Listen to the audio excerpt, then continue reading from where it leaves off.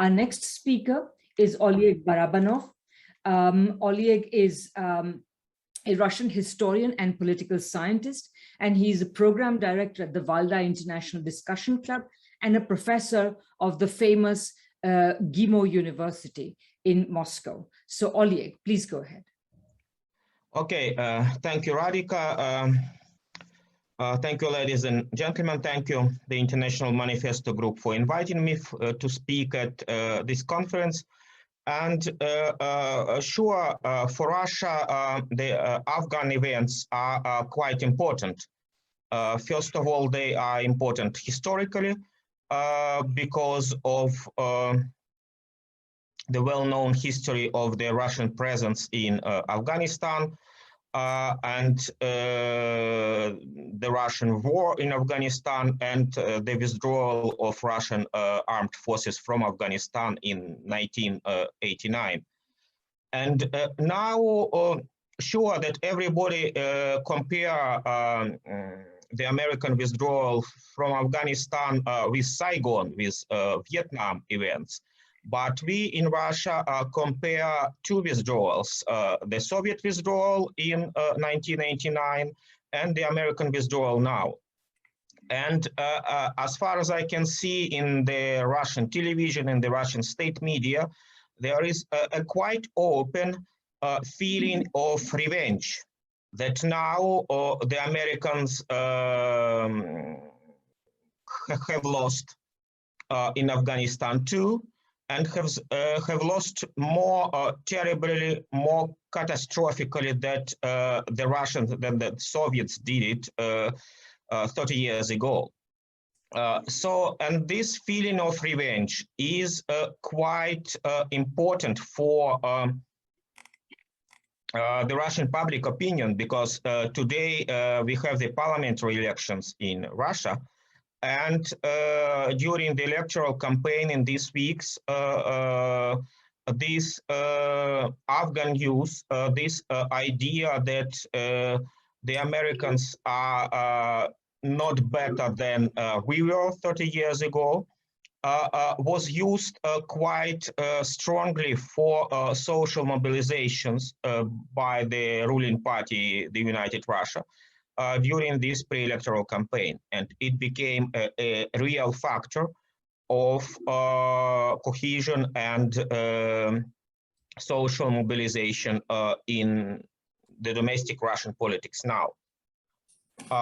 Another point is Russian relations with the Taliban. Sure that the Taliban was officially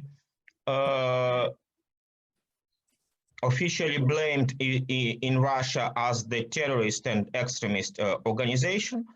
In the Russian newspapers and the Russian media, when you just write the word the Taliban, you must, in parentheses, add the terrorist organization, which is violating international law and not permitted to act in Russia.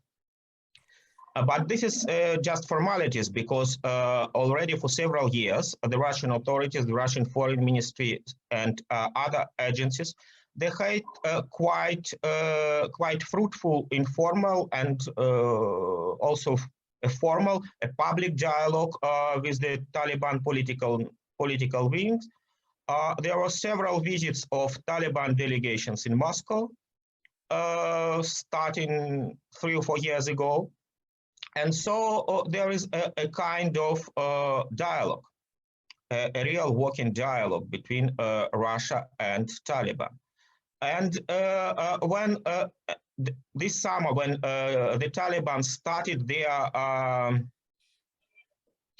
military campaign, their military advance in the northern Afghanistan, just before the fall of Kabul, there were some fears that the conflict could spill over to the post-Soviet Central Asia, to Tajikistan, to Uzbekistan, and so on.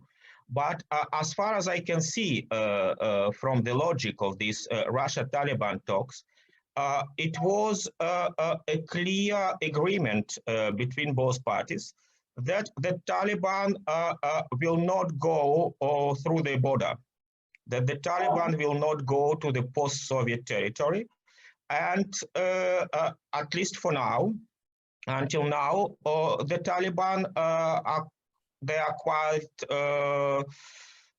quite faithful to this agreement, and there is no spillover, no problem with relations in Central Asia. So, and if it became a purely domestic Afghani affair, without the spillover to the post-Soviet Central Asia, so it's okay for us.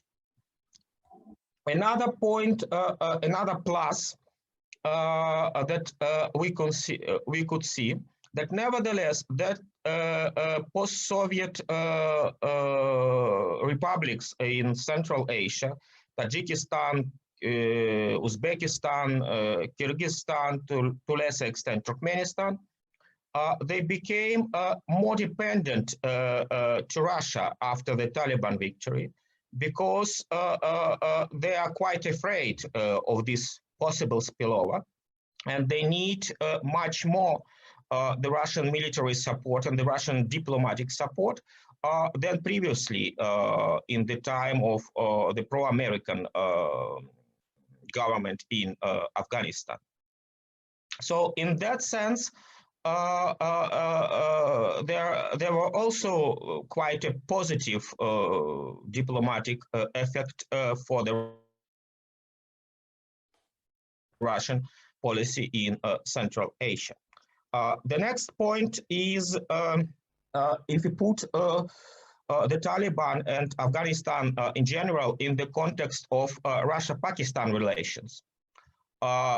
Because they were historically not quite good, and exactly in the context of the Soviet-Afghan war in the 80s, the Pakistan was quite clearly from another point of the from another part, another side of the front.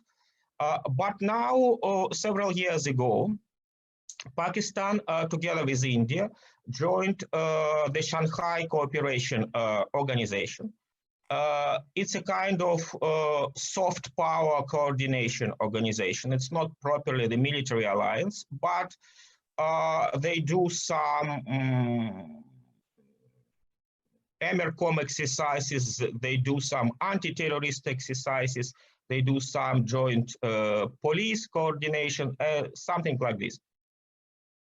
And after that, after Pakistan joining the Shanghai Cooperation Organization,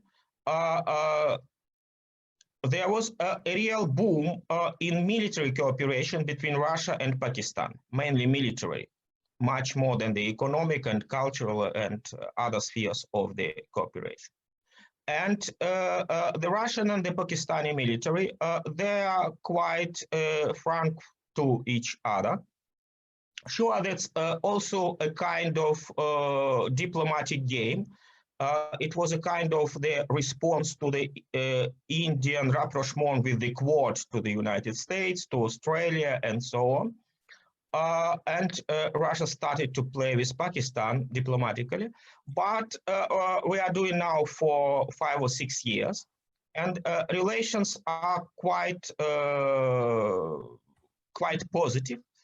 And there were many bilateral talks between Russia and Pakistan on the Afghani situation and on the Taliban rising.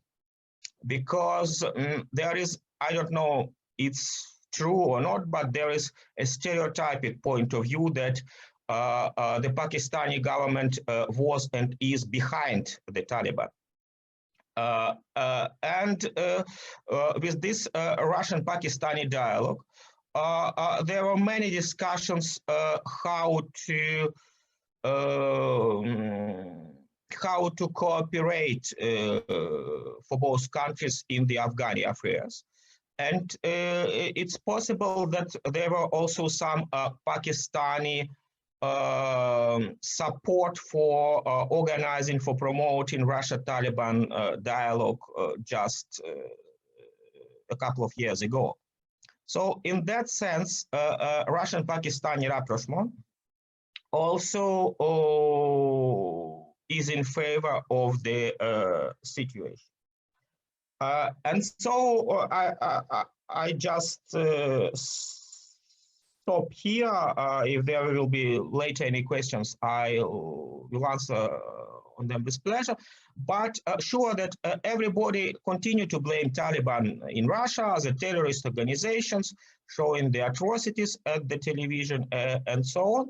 But in the shadow politics behind the scene, we could see several positive effects for Russia with Taliban coming to power in Afghanistan. Thank you.